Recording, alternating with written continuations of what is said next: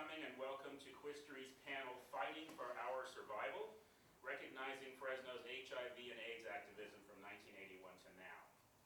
Quistory is a project of Community Link, a federal 501c3 nonprofit organization based in Fresno, California. The mission of Quistory is to document, record, and store the history of the LGBTQ community of Fresno and the San Joaquin Valley so that it is preserved for generations to come and may be used as an educational resource. I want to introduce our panelists today. From left to right, this is Dr. Chris Sullivan. He's an associate professor of sociology at Fresno State. He teaches courses on survey research methodologies, statistics, visually based methods, and globalization. He is currently working with Dr. Chris Clark on a research project that looks at how people in the Central Valley remember the AIDS pandemic. Dr. Sullivan also is the faculty member for the Fresno State Student Club HUGS, H-U-G-S-S, or Helping Undergraduates Get Sexually Safer, that focuses on sexual health education in the Valley with a focus on HIV prevention. Next to him, we have Alan Gilmore. Alan was born and raised in the Central Valley. He moved to Fresno to attend California State University, Fresno, where he got his bachelor's degree in social work. He later returned to Fresno State to obtain his master's degree in social work. He has worked in a variety of positions, but has spent most of his career in the field of social services or public health. He currently is working for Moderator Wellness Division. He also is an adjunct instructor for Fresno City College, teaching classes in social work and human services. Simon Paul, after completing residency in internal medicine and beginning an NIH Physician Scientist Fellowship at Rockefeller University, Dr. Paul began providing HIV primary care in 1993 at New York's Hospital Center for Special Studies. He began providing full-time HIV care there in 1996. He moved to join the faculty at UCSF Fresno in 2003, working at the CRMC Ryan White HIV program. He continued providing HIV care at the CRMC Special Services Center until 2020, when he moved to the Madera County Department of Public Health. He continues to provide HIV primary care in Madera County and to work to expand access to HIV care, PrEP, and STI treatment for Madera. Jules Maestro. Jules Maestro has been living with HIV/AIDS for 41 years and has been an HIV/AIDS advocate and activist since his younger brother Frank's death in 1990. Jules is the former chairperson of the Fresno County HIV Care Consortium, a former member of the California Office of AIDS Working Group, and the founder and former director of the Living Room AIDS Service Organization.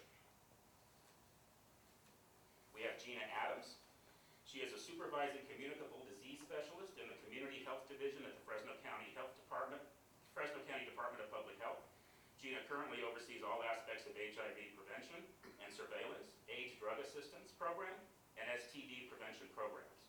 In addition, Jena has served as the government co-chair of the Community Action Council, a local HIV advisory group, and currently represents Fresno County as a member of the California Department of Public Health Office of AIDS Community Planning Group. Ruben Cueva. Ruben is an HIV survivor and an employee of the Living Room, the only drop-in center in Fresno County, serving those living with HIV. The Living Room is a project of WestCare. So now we're going to open it up to some questions of the panel. Jules, I'm going to start with you. Okay. Your younger brother Frank died of AIDS in June of 1990. Tell us about your brother and how those circumstances led to you working to help others with HIV. Well, Frank and I had both been living in San Francisco, and he moved back about a year before I did, back to Fresno. And he teamed up with Tootie Barr from AIDS programs at St. Agnes and wrote the first resource directory for people with HIV/AIDS in the Fresno area here. After Frank passed away of AIDS in 1990, then I started volunteering first with Central Valley AIDS team, and then I attended an HIV care consortium in my shorts and t-shirt, and nobody paid attention to me, so the next time I showed up in a coat and tie and they elected me chairman. Well, you know how to work the system. So what was it, your brother's death that got you really motivated to help people with HIV? Yeah, I was in San Francisco back when AIDS first reared its ugly head. It was called GRID then, Gay-Related Immune Deficiency. And I was in the first study group actually at UCSF for gay men with swollen lymph nodes. And I guess I actually was positive then, back in 1981. That was my question. Did you know you were positive then? No, but I kind of assumed so, but I put it on the back burner because after a couple years, the project ended. And then when I actually tested positive at Kaiser here in Fresno in '89, I called Dr. Don Abrams in San Francisco, and he said, well, you were positive in '81. Everybody in that group in 1981 was positive at the time. And it was, in 1981 was before we had a test for HIV or before they identified HIV. So, At this time you were in Fresno, or you had come from San Francisco? I'd come from San Francisco to Fresno, but I was in the study group in San Francisco, and I was still living in San Francisco. What are the differences you saw between San Francisco and Fresno? I know it's very early in the epidemic, but... Well, even San Francisco was pretty aloof to the disease at first. People were like, nah, it can't be that bad. And no, it's not going to kill all the gay community. And then slowly, one by one, we started seeing people started to get sick. They'd be fine. You'd see them out in the streets on a Saturday, and they'd be dead on Tuesday. And this went on and on and on. And of course, San Francisco became very much an activist community with HIV and AIDS. And ACT UP became a very, very big part of providing that activism. And we had a very good ACT UP group here in Fresno led by Jeff Robinson. So at that time, AIDS hadn't really come to full fruition in Fresno, especially when compared to San Francisco. What did you see in Fresno in '81, '82 when you came here? Well, I didn't come here in '81 or '82. I was from Fresno originally, but I was in San Francisco until '88, and I came back in '88. What did you see? I saw a lot of very scared healthcare workers. And I saw a lot of people that said, well, we don't live in San Francisco or LA, so we don't need to worry about HIV. And even though a lot of people from Fresno were traveling back and forth to San Francisco. people were traveling back and forth and going to the bathhouses, although they had closed a lot of bathhouses by that time. But still, and you know, like I said, at first it was called GRID, Gay-Related Immune Deficiency. But then slowly, as it's worked its way into the hemophiliac community and then the injection drug using community, then they saw that it was affecting more than just gay men. And then, of course, it started affecting women and children. So AIDS just was like the gift that kept giving. So tell us about how you volunteered at CVAD. What did you do there, and how did it affect you? I became a buddy, which was, they paired you up with someone who was having a hard time with HIV and didn't have a lot of support, and you became a buddy to them. You would help them just go to doctor's appointments. You'd be a friend to them. If they were sick, you'd go help care for them. But mostly it was a friendship, and it was a support for them. A lot of people did not have family support. And you know, in the gay community, a lot of people don't have family support either. But I remember my brother taking care of a friend of his in San Francisco, and his friend was dying. And so he called the friend's parents back somewhere in the Midwest. And the mother says, oh, well, we're so sorry. And, you know, we would love to come, but we've got these things, these commitments at our country club. And his friend passed away, and my brother pretty much took care of everything there. Were you in the hospitals at that time in '88, like visiting people or seeing people? No, you know, I was kind of in denial about the whole thing, and you know, my brother was doing a lot of work on the ground, and I remember he had asked me. I was in the wine business, so he had asked me for a case of champagne for for an auction. And I said, oh, yeah, I can do that for you. And I totally blew it off. I still have a bit of guilt about that. Just the fact that I wasn't paying attention, and I didn't pay attention to something so simple on my part that I had access to help meet his needs. We saw a lot of people in denial. You still see people in denial. And you still see people who are not paying attention to the infection. You know, even though we have things like PrEP out there right now to help keep a person from becoming infected, you still see people out there who think the AIDS crisis is over, or they think, well, there's medications.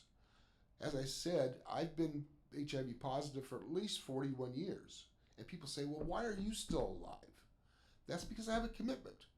My commitment is to my medications, is to my doctor's appointments, is to getting my blood work done, is to sleeping when I'm tired, is to saying, I can't go, I need to rest. Because it is a commitment. And it's a lifelong commitment because there is no cure for HIV/AIDS. So tell me how the living room got started. The living room, there was a group in town called Open Heart. And some of the members, the original members of Open Heart, were members of the Central Valley AIDS Team support group. And they got tired of sitting around in a circle every week and talking about how miserable their lives were, which is not all support groups. That's not what happens at all support groups. But they wanted support from each other. So they started this group called Open Heart, which met every other Wednesday in somebody's home. I think I came into it maybe 4 or 5 months after it started, and we just rotated homes. Well, finally, it ended up, over the years, we had about 100 members, and this was before 1996, when the protease inhibitors came out and the AIDS cocktail came out. And during that period of time, we lost almost all 100 members. Every week we were having, people were dying. And it was just constant. When people first started on AZT, they were taking 12 pills a day, which was crazy. That was killing people too. So anyway, Open Heart was a great group, and Alan actually got us some funding through the HIV Care Consortium, or was it Health Department? I can't remember. But anyway, he got us a little bit of funding to help buy our food. And then by 1996, I was real sick. I was 120 pounds, which I still am, you can tell. You wear it well. I wear it well, don't I? But I had 2 T cells, Pat and Mike. So there was a couple other guys that were still around, but they were also ill. We were like the main people of Open Heart that were left. And I was like, you know, I'm going to die pretty soon, and this whole social support's going to be gone. And I was talking to a friend of mine who was a former Catholic nun in Chicago, and she said, I tithe. She said, if you can get something started, I can tithe $500 a month to you. That's great. So I talked to another friend, and we decided to approach Richard Stone at the Fresno Center for Nonviolence. They took us under their umbrella, and within about a month, we opened the living room as a 12-hour-a-week drop-in center. As a nonprofit under the Fresno Center for Nonviolence. Eventually, we got our own nonprofit. We expanded, especially after Central Valley AIDS Team went under. We then started offering case management services, education, prevention, food pantry. We had a group called Open Heart for Kids, which met once a month for kids. There was a lot of different groups and a lot of things going on, but eventually, by 2000 or so, AIDS money was drying up, and when I did my projections, I knew that we were going to be in trouble within the next year or so. We weren't going to have administrative dollars. We had program dollars, and we were still running Black Ink, but those the administrative dollars were going away, and we needed to find a partner. That's when WestCare stepped up to the plate, and the living room merged with WestCare and has been part of WestCare ever since. And WestCare has had to come in several times and rescue WestCare, and that's when I guess I left about 2003. I think WestCare took over in 2002. I left in 2003, and that's when they asked me, who do you think should replace you? And I said, there's no contest. I said, Toni Harrison. She's got the commitment, the passion, and she will be there, and she will work her tail off because she is passionate about working with people with HIV/AIDS. And we'll talk more about the living room with Ruben when we get down to him. Alan, let's talk to you a little bit.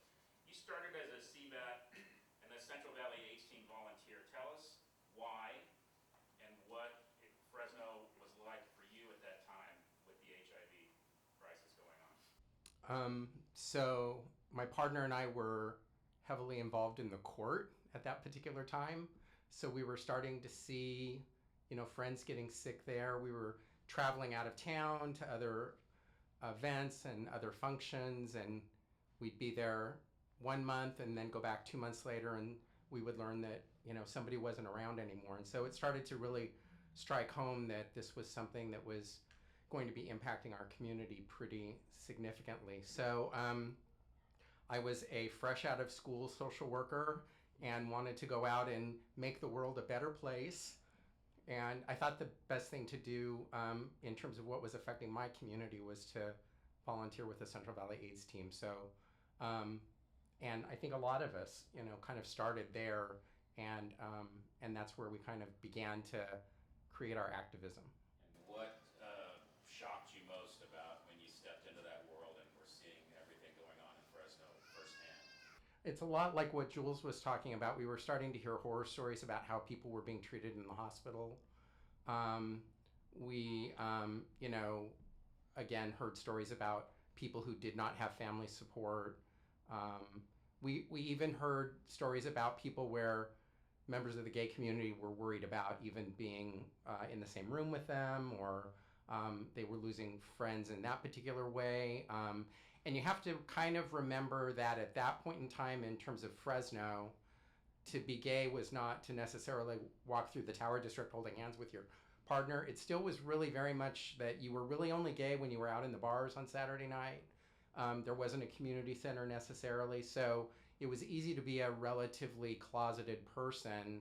I remember being a student at Fresno State and seeing folks that I would have seen in the bar on Saturday night or Friday night and pass them on campus, and they would not acknowledge you because there was that fear and that stigma about being identified as being gay. So I think there was still a lot of fear and stigma that was even within the gay community that separated people with HIV from those who thought that they were not going to get infected. You said that you split your days between education and hospital visits. Tell us about that. So I originally got hired as a half-time person. It turned into a full-time job with half-time pay. But you want to do everything that you can do. And when I first started, I came in as a social worker, and so a lot of my work was in the evenings doing hospital visits. But then we started to get a lot of requests for somebody to come out and do a presentation to a group of nurses, or we even started to get some folks that were asking, like from the school district, for us to come out. And so I kind of assumed that hat and began to put together, content and information and materials. We started getting invited to things like health fairs and different kinds of events. And so, and when was this? What year was this? Oh gosh, yeah, in the 80s. So, we started to, and I think part of it was the panic that had to do with HIV and AIDS, but at least people were starting to think about, well, we need to maybe be educating people about it in the community. So over time, my days were spent doing education in the day, and then in the evening doing hospital visits. So tell me about what you saw in the hospitals as far as the barriers they had between the public and the patients. I mean, there were stories of people getting their food trays being slid under the door, and with the hopes that somebody was on the other side that was going to get the food to the patient. There was this tremendous amount of gowning and gloving and masking and all of these different kinds of things, with the understanding that, with us trying to educate people, that that was not how it was transmitted and you didn't need to worry about that. But even the staff was having, as you said. Yeah, no, that was the staff. That was the staff. And if it weren't for people like Betty Tarr or different folks that were working in the hospital environment that actually were taking the lead, they were really champions within their own institutions. So we sort of, the perfect example would be somebody like Betty Tarr trying to educate the entire staff of St. Agnes Hospital. And she was sort of the lone soldier that was, really trying to advocate and educate and make sure that that things were being done both compassionately as well as medically correct. And so I think a lot of it had to do with finding those champions in various medical settings and really helping to support them any way you could, because they were the ones that were sort of on the front line. So how did you come to work at the Public Health Department, and what did that teach you about the access to care and the stigma of those living with HIV/AIDS in the Central Valley? So I was working for the Central Valley AIDS team and not making a lot of money. I was actually waiting tables as well, someplace. TGI Fridays, I think. Anyway, Marilyn Mitchell, Marilyn Mitchell, who was a communicable disease investigator with the Fresno County Department of Public Health, was working very closely with the Central Valley AIDS team, was a big supporter of the Central Valley AIDS team, and she found some money that she was able to secure through public health, and that created a position that I was able to be hired for. I think the initial job that I was given was to go out and visit doctors in their offices and try to educate them about that this is a disease that you can handle. It doesn't always need to be going to an infectious disease physician, that it could be a disease that could be managed by a primary care doctor. And that was a big piece of what I was doing, but then it began to expand, and about 17 years later, we were really a full-blown HIV education, care, and treatment. We did the early intervention program, which I think was an amazing model that I wish we could do more of those kinds of things. Again, using those community advocates and using those community champions to try to advance the work. So we did become responsible.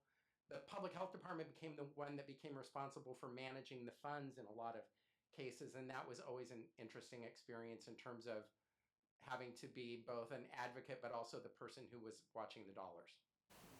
I want to ask you about the Condom Crusaders. You see on these posters in front of the panelists, a couple of them have to do with the bars in Fresno, and at some point it was realized that you had to reach out to people in the bars because that's where everybody was. Tell us how that happened. Yeah. Condom Crusaders, that was, I think it was Michael Bridge, I think, started it, who was with the Central Valley AIDS team. It was originally a project of the Central Valley AIDS team. Chris Ham took that over when he became part of the Central Valley AIDS team, and we got really cool T-shirts, and we went into the bars as a team, and it was a great group. There were straight women and straight men and gay men and lesbians and all sorts of different people, and we would just sort of go through the bar and talk to people and educate them, and we understood that we didn't want to ruin their good time, but we also wanted to educate them. So it was always something where I'm going to give you about a minute, and I'm going to tell you what I think is important that you need to know, and here's a condom or more than one condom. And I think over time they repeatedly were exposed to us, and people either got to the point where they wanted to talk to us more, or when they saw us coming, they turned around and walked away. Because kind of at that time there was a backlash in the gay community against condoms, against being safe, because Right. they thought it was restricting their freedom. So Correct. that was a battle too. Ruben, I want to talk to you about in 1996 you found out that your first partner's best friend, JoJo, was very sick with AIDS. Was that your first experience with the disease, and how did it affect you? Yeah, when I met my first partner was my first gay partner as far as coming out. Jojo lived in Los Angeles, and I had been with my partner for probably about 4 months, 5 months. So we went to Los Angeles to visit Jojo. So we went into his house upstairs, and he was bedbound. And there was this frail, beautiful man, but frail, basically skin and bones, and very sick. He had the lesions on his face, and it was just, even though he was as sick as he was, he made us laugh. He had crack jokes, and it really affected me seeing a person that way. I mean, I've seen a lot of people, but I never seen that extent of an illness. And I've never been exposed to HIV. I heard about it, but I really didn't hear about it. It was maybe I heard it once and I forgot about it. And what happened with JoJo? Jojo had a brother that was a nurse that worked in the hospital in Fresno County. And Jojo was living here, and then when he got sick, he went to Los Angeles. Him and his brother had made a pact that when he got sick, because he knew the outcome, like Jules said, people were dying left and right, and he knew what was going to happen to him. He was close to it. Him and his brother had made a pact that the brother would give him some kind of an injection or pill to help him pass faster instead of going through the process of the pain, because dying of HIV or AIDS, it's very painful. It's just, I just really couldn't tell you, but This was, again, as Jules said, right before the cocktails came out in, what, 96, 97, somewhere around there? so there was no hope for Jojo, and the brother backed out on the agreement. So Jojo, being that he was at home, made himself ill and had him, the ambulance pick him up and take him to the hospital. He then was at the hospital probably 1 or 2 days, snuck out of his room, went up to the very top floor, and jumped off. That was the way that he ended up his misery and his pain. And before he did that, me and my partner at that time, we were going back to visit him the second time. And that's when we found out that he had passed. Yeah. So you told me that after that you hadn't been a club person before that, a bar person, and you started to come out of your shell and go to the clubs. What did you see when you went to the clubs? When I went to the clubs, I was more exposed to the gay community in Los Angeles. I had been institutionalized mostly of my younger days. And when I finally hit San Francisco, I was introduced to a couple bars, but not really, but it was more the scene. At that time, I was a heroin addict, and the only way I knew how to support my habit was basically prostitution. I was fresh out of an institution, and I was dating, and I started to know what gay was, and for me, it was just, I wasn't doing it, they were doing it to me, what have you. And then when I came to Fresno, California, I had an uncle here, and I came to see them, and I was working Belmont Streets. And my first partner, his name was Michael, there's no last name. Michael picked me up as a potential trick. And it went 1 trick, 2 tricks, 3 tricks. The 4th one, he asked me to move in with him. And that's when I was introduced to the clubs. There was the Express, there was the Red Lantern, there was the Cave, there was, I can't remember the other ones, but I was exposed to the gay life. That was the first time I'd seen a drag queen. Come to find out later in that first relationship that my partner was a drag queen. He was part of the Imperial Dove Court of Fresno. And then after, I found out his lifestyle, I was in there 100%. How did you deal with the fact that you were living this life and HIV was out there and you obviously were at high risk? Actually, because I come from Ventura County, and then over there I was doing the same thing I was doing here at the beginning, and we never heard of HIV, AIDS, condoms. Why would I? I'm not going to get pregnant, right? So there was no condom use and stuff, and I was very fortunate at that time. I wasn't exposed to it, and I didn't pick up a STD, STI. It was just, I was really lucky at that point. And how did you get into, so you're at the living room now. How did you get into that? Who asked you to volunteer? How did that all happen? So at the time, I was still with my first partner, and I was clubbing heavy at that time. I met a girl, Charlotte Harge. She was a outreach worker, and she was out at the bars and stuff. And I keep seeing her. You want condoms, this and that, and I take the condoms. And one day she goes, "Hey, we're looking for an outreach worker," and are you interested? And I told her, yeah, And I called the living room, and that was when it was on Belmont and Broadway, I believe. And I interviewed with Jules and Ronnie Drennan. And I did an interview, and they hired me on the spot. And what year was this? That was like 22, 23 years ago. Okay. And you're still at the living room? I am still at the living room, like a little bit over 22 years. And I became, I think right after the Condom Crusaders, about that time is when I came in after that. So tell us what services the living room provides to the people in the Central Valley and Fresno.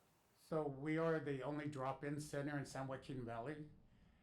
What we serve is the community that are already HIV positive, from housing, from groceries to delivery of food, lunches. If they need drug assistance, alcoholism treatment, we do that. We supply condoms and lube from 8 to 5 while we're open. People are constantly dropping in.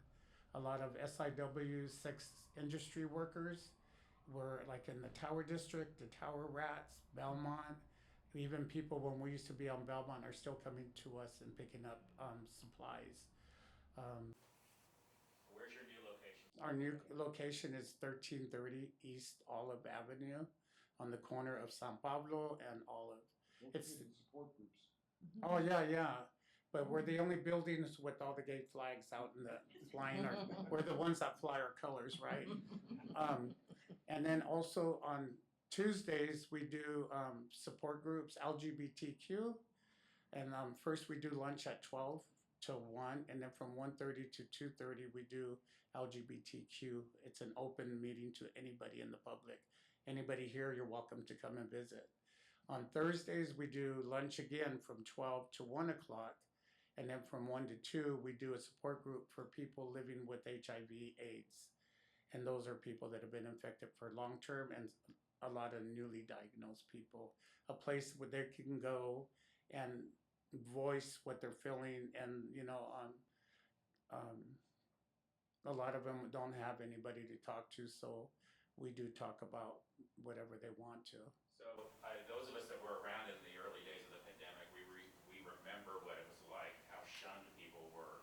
I think a lot of times people now think, like Jules said, it's not a big deal. You take a pill if you get it. Do you find people coming to the living room that are disconnected from other people because of their HIV status? Definitely. There's a lot of people, believe it or not, that are prisoners in their own apartments, in their own homes. Even some that are living within a family unit that have to hide that won't share that. And that's like torture, because when we have our groups, they are able to express what they feel, how life is, to hold a secret. And a lot of them feel dirty because of certain things, how they got it. It could have been sex industry workers. There was rape. There was, multiple partners. We do have a thing within the community, party and play. So, but coming to the living room, a lot of our clients are getting clean and they're starting their lives all over. Thank you for what you do. So Jena Adams, you got your start in the HIV world volunteering at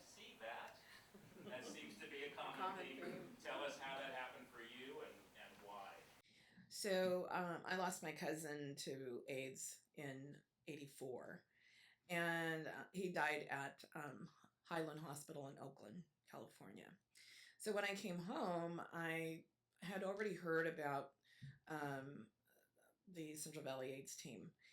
And I said, I think I need to get involved because I think this is going to start happening more often.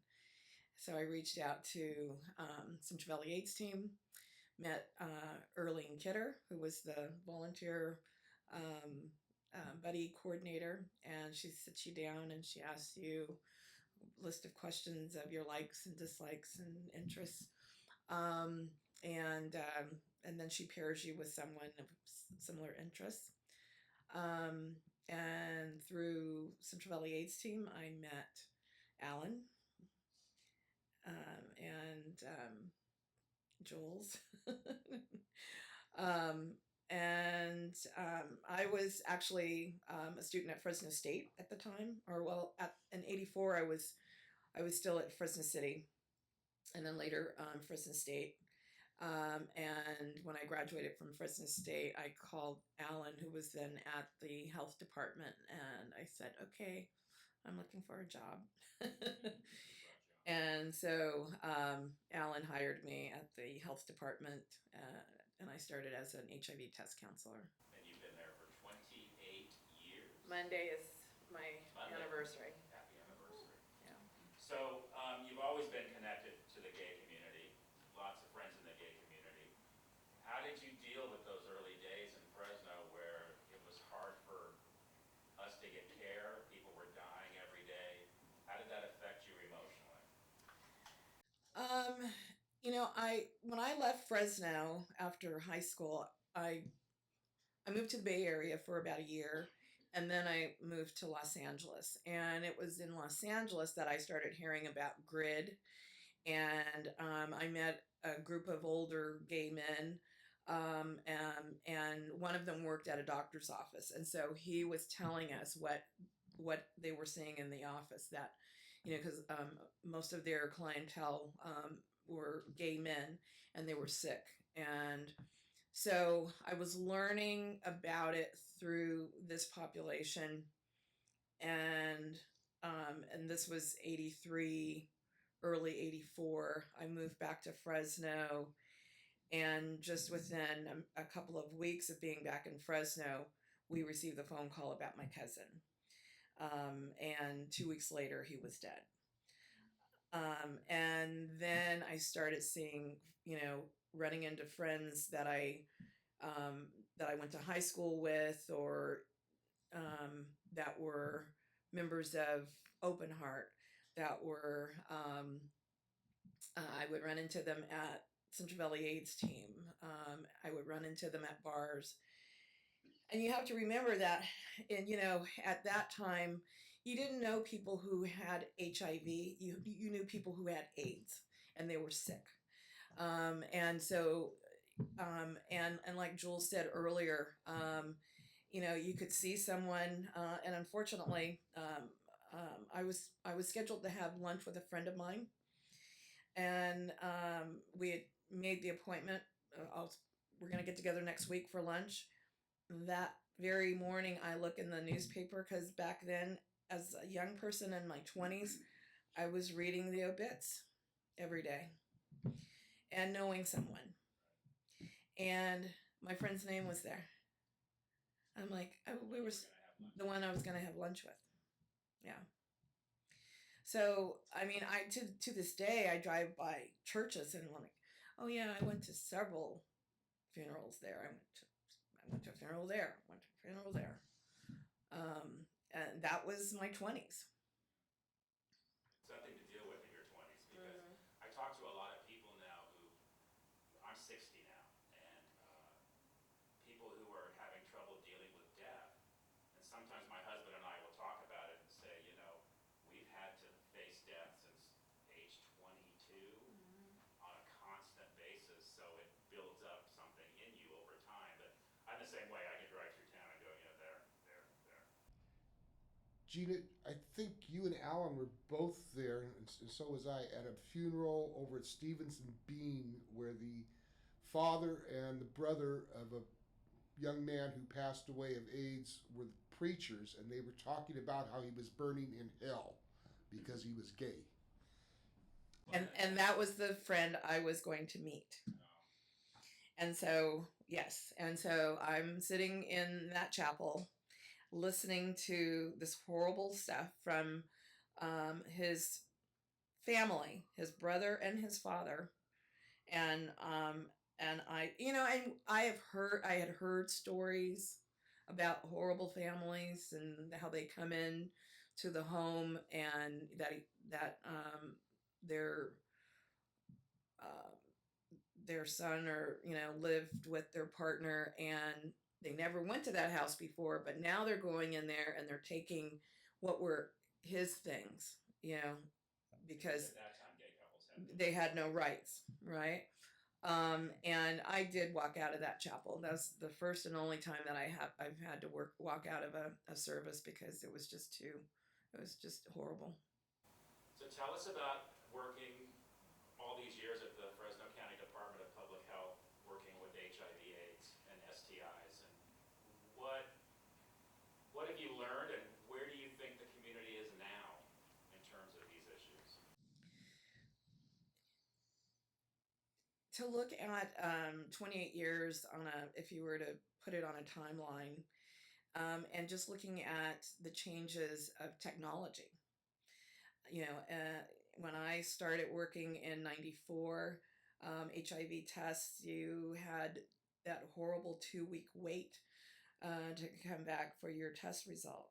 Now we have a rapid test, and we're able to give results in 20 to 30 minutes. In '94, that was just prior to the cocktail. And I remember seeing Jules when he was very, very thin, and thinking, he's not going to be here in the next 6 months. And then in 95, 96, I see him walking into the health department, and he's just, hi, how you doing, Jena? And I'm like, oh my God, he looks fantastic. And so, and he's still here. So that's amazing. And that's something that a lot of men in the gay community face who maybe didn't even have HIV but had lost some weight for whatever reason. Right. You go out and see your friends, and automatically people would start almost backing away from you. Yeah. But my concern today is here in Fresno County, here in the Central Valley, that some of the issues that we faced back in the 80s, when it comes to the stigma and discrimination that keep people from accessing prevention as well as care, and it's killing people. And so I'm still seeing young people diagnosed with HIV, but unfortunately, they don't get into care.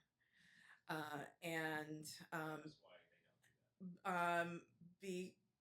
And I mean, I can't speak for every one of them, but I think a lot of it has to, when you look at who is testing positive, and the majority of our young testers are young men of color. They're Hispanic, they're African American. And so the cultural issues that occur within the Hispanic and the African American community in regards to homosexuality and acceptance of homosexuality, and then they're still living at home, and so they fear taking meds. I will never forget a story of a young man who said, my mom and my sisters do my laundry, so I can't hide my pills in my dresser drawers because they'll find them. If I put it in my nightstand, my little brother goes through my nightstand for things all the time, so I just can't take the meds. Which we know that's not a good thing, because today, and maybe Dr. Paul will talk about it, how back in the 80s and 90s, it was like, well, we'll wait till your T cell count gets to this level and then we'll start meds. Well, today it's starting meds right now. It's, you test positive yesterday. Well, let's see if we can get you on, start your meds today or, as soon as possible. Because we want to make sure that your immune system stays strong. So you have young men who are faced with the fact that where they live with family, that they can't start medication. They're even afraid if they live outside of the home, if they're in college and they're sharing an apartment with roommates. Well, they may be out to their roommates. Their roommates may even be gay as well, but they don't want their roommates to know because there is stigma. So as we talk about ending the epidemics of HIV in the United States, until we can deal with stigma and discrimination within our homes, within society, and within the medical community, this is not going to go away. And as we know, a lot of those stigmas are raising their heads even stronger these days. Chris, you started doing grad school research regarding groups dealing with HIV/AIDS in China? Yes, that's right. So I tell people I kind of grew up in a city in upstate New York, like Madera, but without a Fresno near it. And so I moved to California, didn't know anybody, in the early 2000s, and I came out as a gay man. And it's hard to imagine a better place to come out as a gay man than in the Bay Area and in Berkeley, California, where people are like, okay, and what? Nice. My research focused a lot on China. So I would travel back and forth between the Bay Area and China. And in China, some of my good friends were doing a lot of work around HIV and AIDS. And so for a few years, I had an idea to do a dissertation project around HIV/AIDS in China. The more I was kind of traveling back and forth, the more I realized that just was not going to be a possibility, and largely because it could potentially put people in an uncomfortable position. If I'm interviewing them, it would just attract too much attention, and I didn't want that. So when I moved to Fresno back in 2014, a few years after that, a colleague, Chris Clark, and Dr. Paul had received a grant from the Health Resources and Services Administration. And my colleague was leaving Fresno, so she asked me and another colleague to kind of take over that. So it was kind of getting back into HIV and AIDS. On a personal level, though, I know moving here, I took for granted in a lot of different ways, as like a sexually active college student, I could go to the Berkeley Free Clinic and get all my testing. I could go to Strut or Magnet in the Castro and walk in and get just a whole range of services. San Francisco Public Health, right? You could go every 3 or 6 months, and that was a routine for me and my friends. And coming to Fresno and realizing, oh, you mean that's not here? We're in California. What's going on here? As a sociologist, it sounds naive. We're really interested in studying issues of inequality and how, in particular, even in queer communities within a state like California, you can have these incredible inequities in resources. To add to what Jena was saying too, just even thinking about declines in public health funding here in Fresno County and how rates of STIs have kind of spiked since that. What has struck me, I know in 2017, I think it was, where there was a spike in new HIV cases, and that was a motivator for this grant, where there were more new cases in Fresno County in young people, particularly queer young people, under the age of 30 than there were in San Francisco. And as a sociologist, to me, I see that also as kind of just a resource issue, and how things like declines in public funding and the availability of testing. So yes, it's about education, and there are other dimensions to that, but where do you go to get tested in Fresno? Is that a part of a routine for people? How do you get people to be aware of that? And learning, I think, in a campus of maybe 26,000 students, I think in 2017 there were less than 5 students who were getting PrEP from the university. And there could be people getting it from their private healthcare providers, but that was shockingly low.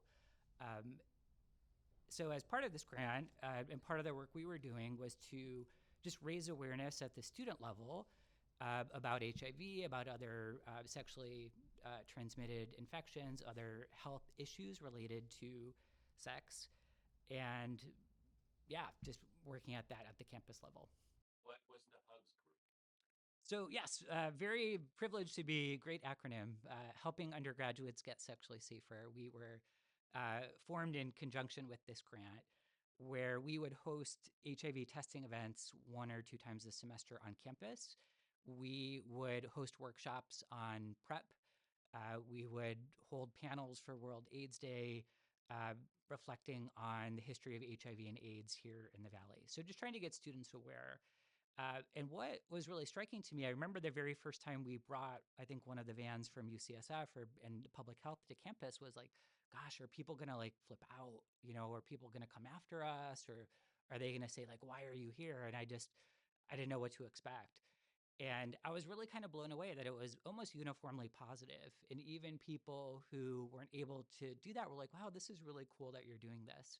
And like, you know, I don't have time or money into class right now, but, you know, it's really awesome to know that I could go here to get an HIV test, or even the Student Health Center to get an HIV test, or just flyers about PrEP. Like, hey, what's in just a 1 or 2 minute conversation? Like, hey, putting this seed, this idea in someone's head to ask about it, maybe the next time they see their doctor.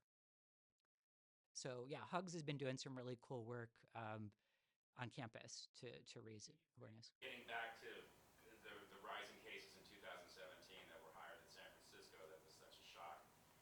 You talked about resources and services to people. Do you think in the work that you're doing that you're also finding that young people have a different attitude about HIV and AIDS than obviously we did back in the 80s and 90s when we were hyper vigilant about it?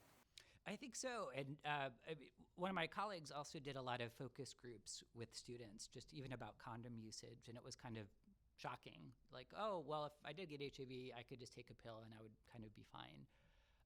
Or on the other end, people maybe just not completely aware of HIV, that it's in the community, that they potentially could even get it. So there's kind of different levels, I think. I can't tell you how many times Gina and I have had that conversation about how young people think, if I get sick, I take a pill, but they often don't think about the side effects of those medications that they have to take. Is there a book coming out with this project that you took over from Chris? So my colleague, Chris Clark, who's now at the University of Helsinki in Finland, and I have been working on a project. I had to write down the name because I think we've changed the name of it a number of times, but the Central Valley AIDS Remembrance Project. And we started doing interviews just a little bit over a year ago. We've done about maybe 50 interviews with healthcare providers, folks in social work, mental health, doctors, nurses, people living with HIV, family and friends. And we're kind of still continuing to do those interviews where, you know, every time we do an interview, it just kind of opens new doors and things we want to explore. And the project had really started out very small and has really kind of mushroomed out. And so if you Google Central Valley AIDS Remembrance Project, or I have a card here, we would certainly love to talk to more folks in the community. Yeah, we'll definitely share that resource. Dr. Paul, you started your journey in New York in 94, 95, seeing HIV patients, which was at pretty much the peak of the death rates. Tell us about that. Yeah, well, actually, it started. I went to medical school before then in New York, and when I was in medical school, it was actually pretty grim. It's like what you were talking about before. I think 30% of the hospital admissions were HIV patients there in the hospital. And when I started medical school, it's the same thing. They didn't know what caused it. And I remember this sort of crusty old professor was like, you know, our reading was papers on what might cause HIV. And he was like, it's a new disease. We don't know how it spreads. Some of you will probably catch it and die, like when tuberculosis was rampant. And it wasn't a very encouraging start to medical school. And then when I came back to New York, you know, part of the theme was the effects of activism. And I think that was when activism was actually starting to make big changes to medical care. And I was working in a lab, but was very inspired by he was the person, Jonathan Jacobs, who started the HIV clinic there at New York Hospital. And he just was incredible and gave an amazing talk. And that was what pulled me back into it. And you came to Fresno in 2003? Yeah. Okay. And talk about the obviously stark difference Yeah, I mean, things were changing very quickly, and it was a time when people in hospital, I mean, my main focus is treating people with HIV. It wasn't prevention. That was my job, right? And it was a time when I think providers here working with residents, with other doctors, they hadn't quite realized how well people could do yet.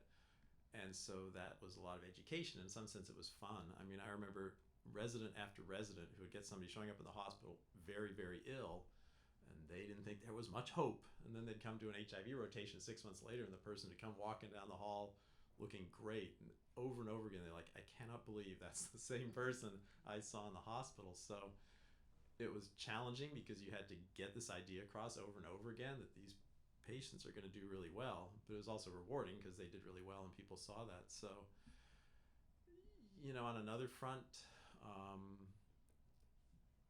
I think there just wasn't the level of community support, and I think the stuff that people were doing here was really pretty incredible. When I think of patients here that go out and talk about their story to other patients, to support them, to get them over the stigma, things like that, there just wasn't the large community like you mentioned in the Bay Area, New York, for them to be supported. And things like the living room are critically important, but those people were really going out on a limb, and it was really pretty courageous. So. What about in the medical community itself? Because my husband died at 95, and I remember finding a doctor at Fresno at that time that even knew anything about HIV/AIDS was almost a miracle. How has the medical community evolved, and where do you see them now on this topic? It's changed. It's hard to remember back to how it was kind of then when, if you're an HIV doctor, you had to do everything initially because nobody else would see your patients. It was 100, you took care of everything. And that's really, really changed. I think people going through medical school residency now get that this is a treatable illness. People do well. Tons of residents and fellows enjoy, are happy, or interested in rotating through the HIV clinic because they want to learn about it. And that's a very, very big change from, in the 80s and sort of early 90s. What about the outlying areas like Madera, Merced, Hanford, Selma? I think then when it's also an issue with PrEP, if you don't see enough patients with an illness, you don't know how to treat it, you don't know how treatable it is, you just don't know enough about it. And I think honestly, both the providers out there and the patients out there know they need to get somewhere where people do know about it. And that's very different. Like as when Alan was talking earlier, and in the early days, it was primary care doctors could do it because there wasn't a lot of treatment. And I think as treatment became much more complicated, everybody kind of realized like, whoa, you need somebody who knows about HIV to be treating this. And that was another thing that patient activism changed was, they made it a law that whatever HMO insurance you have the right to see somebody who's an HIV specialist. And it's not just somebody who's an ID doctor who trained 60 years ago and doesn't know anything about HIV. It's actually somebody who qualifies as an HIV specialist. So, and I think that so even if you have a doctor that doesn't know much about it, you still hear horror stories of somebody got tested and their doctor was, told them the diagnosis over the phone and to go see somebody else, and it's somebody that they've been seeing, since they were a kid kind of thing. So it's not great, but it's a million times better than it was, initially. Won't even deal with it. Well, most won't treat it, but most have I tell patients, like if you have residents, if you have somebody who you diagnose with cancer, you tell them they have cancer and they need to see an oncologist. You don't just tell them on the phone you've got cancer, I don't know anything about it, right? And it's the same kind of thing. Most providers now realize it's something you refer somebody else to a specialist to get treated. And they're not expected to be able to treat it on their own. So most providers are, aware of that at least. Talk about PrEP a little bit, so for people who don't know what PrEP is all about. Yeah, PrEP is actually pretty amazing, and there was a lot of controversy when it first came out, but basically you can take a pill every day and you won't catch HIV, and now it's becoming an injection every month or two and you won't catch HIV.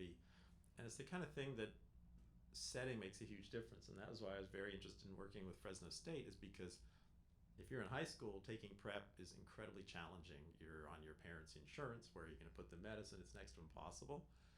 Maybe with injectable meds that will become possible, but once people go to college, There's the student health center. You're living in a dorm. Maybe you're on your own. You can put the medicine somewhere else. You're much more able to access PrEP.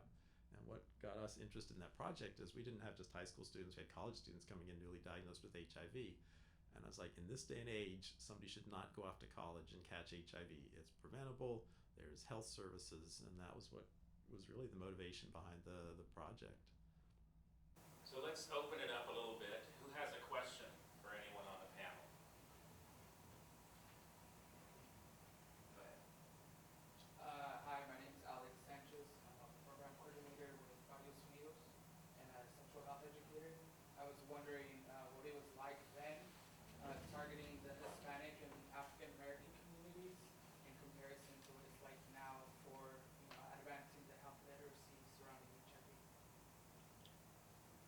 We had a lot of outreach to the African American community. We targeted the churches, and I think Jena can also speak to this a lot. But it was tough, and it was tough getting into the Hispanic community as well because of the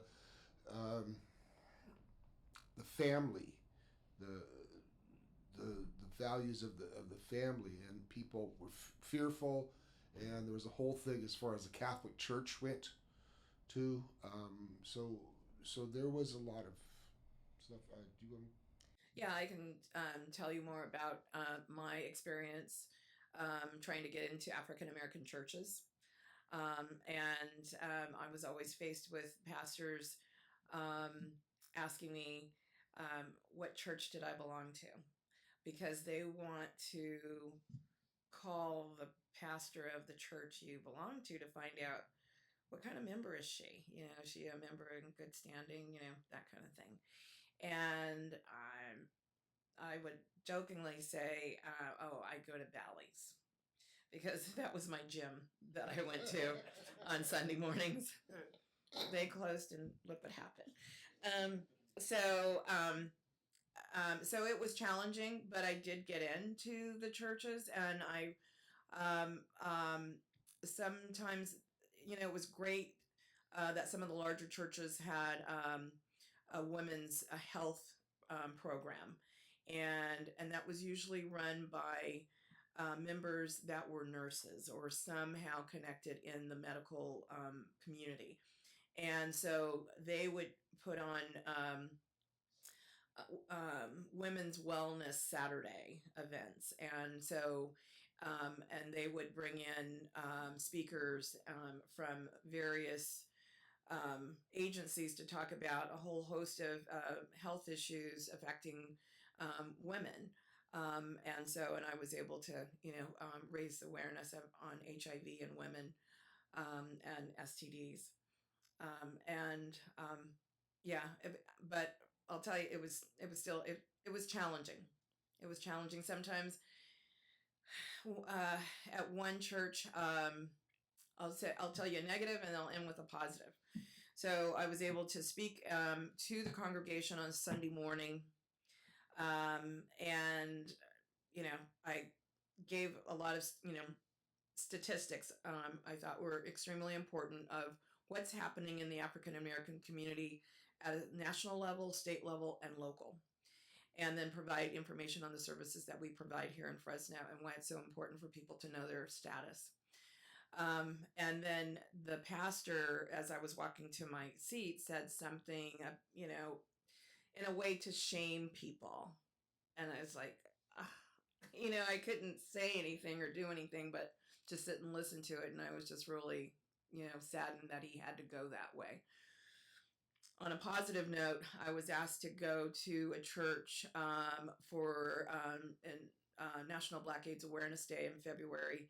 We were invited to bring our mobile unit and to offer testing, and I gave a presentation, and as I walked away, the pastor said, "I'm going to be the first one in line to get a test today." Also, too, Barrios Unidos has been around for a long time and has been a community partner back in the days when I was chairing the HIV Care Consortium, and I think Barrios Unidos had a lot to do with getting information out to the Latinx community. And still does. Yes, still does.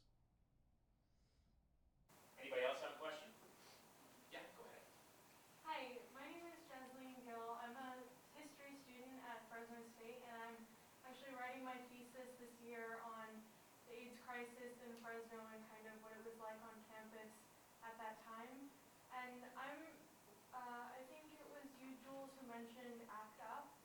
And I've been doing a little bit of research on different activist organizations that were around at the time and kind of what they were doing at the local government level. And I was wondering if any of you could speak to what it was like at that time and the impact that they had. Yeah, it was real interesting.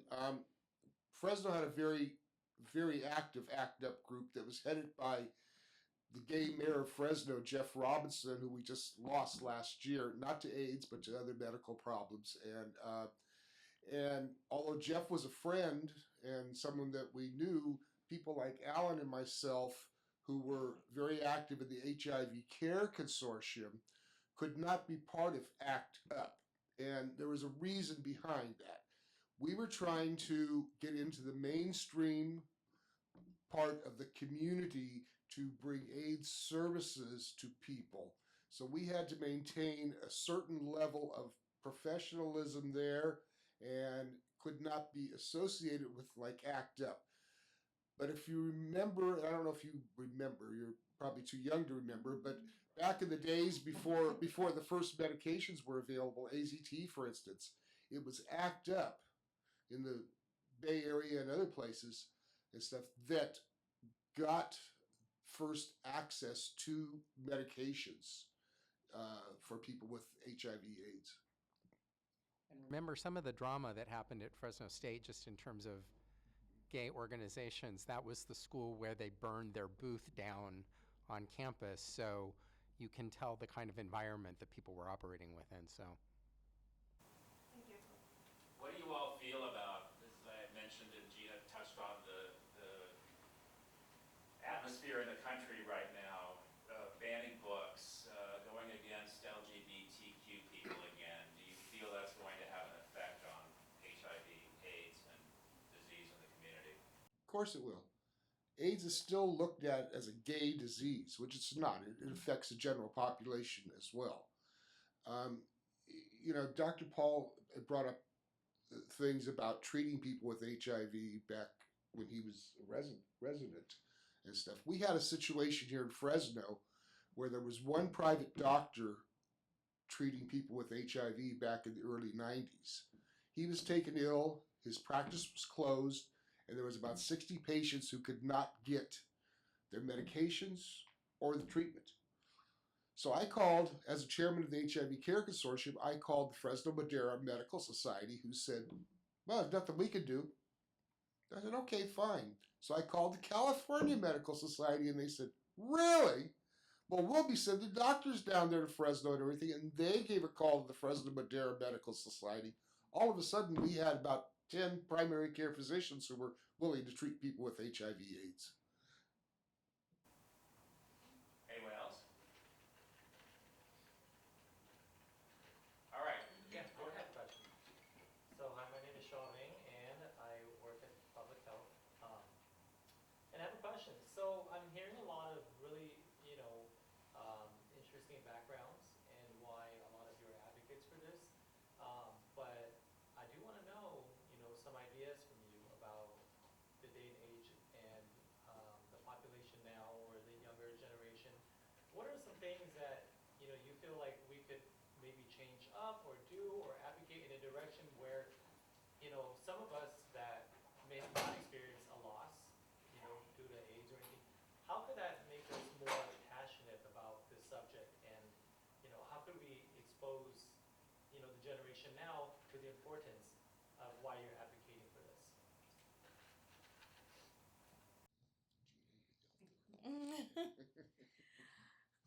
I think that the fact that you're here tonight learning and listening, I mean, you're hearing firsthand history of what's happening or what happened with this disease in your community. And if you are affiliated with any kind of youth groups and you want to replicate something like this and you want a panel, you want to put together a panel, you want one of us, two of us to come and speak to that group, then reach out to us. But we have to keep talking. You know, there's an ongoing challenge just in the Central Valley. We are often the counties that have the highest teen pregnancy rates in California as well.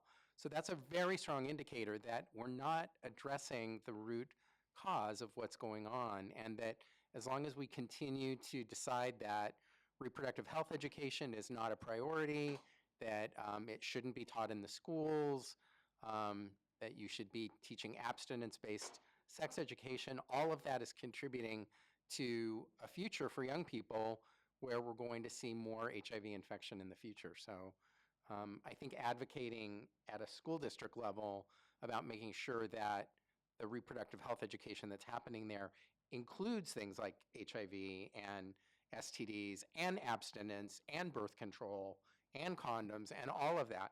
Comprehensive sexuality education really is what we need to be advocating for. And I think it's also reality that it's not what it was. It is treatable, and that lowers the level of fear. And just like with COVID, when the fear goes down, people quit wearing masks. They're not so worried about it, right? So it's normal and in some sense good that there is less concern. And I think to match that, systems have to be in place that make it much easier to get treatment, right? Because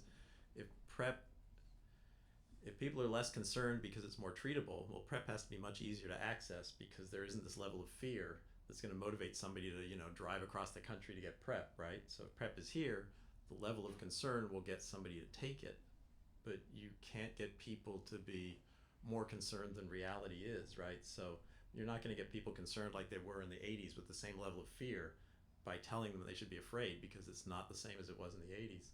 So if you want to prevent HIV, you have to make it very easy to get PrEP, because young people aren't going to be as concerned about HIV as they were back in the 80s.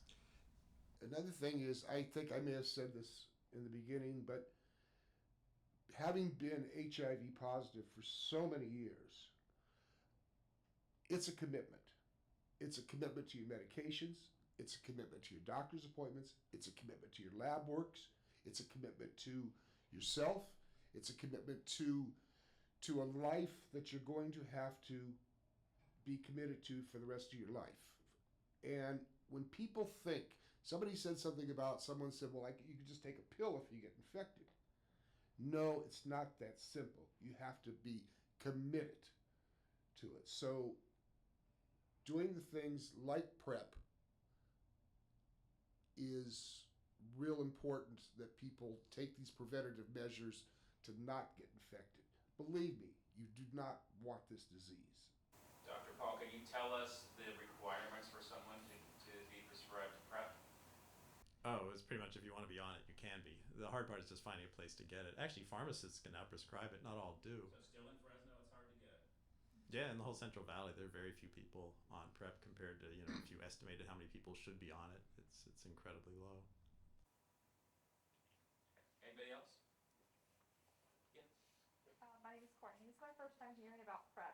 So when did it come out? About 2012. 10 years ago. Oh, wow. Wow. Interesting. We're all in nursing school. But we're classmates, and we're here. And do you guys ever hear about that? There's commercials on TV about PrEP if you're watching certain shows. But I mean, and I'm glad that you said that. And I think that I just had this conversation with my supervisor last week. I said, we need to put more money into messaging year round, not just, we're going to put up a couple of billboards on STDs because it's April and it's STD Awareness Month, or in June because it's National HIV Testing Day. We need to have messaging year round because the problem is year round, and to get people so that the message finally gets it. They see it once, and then a couple of months later they see it again, and then they finally say, "Oh, you know what? I think I'm going to go in and get tested."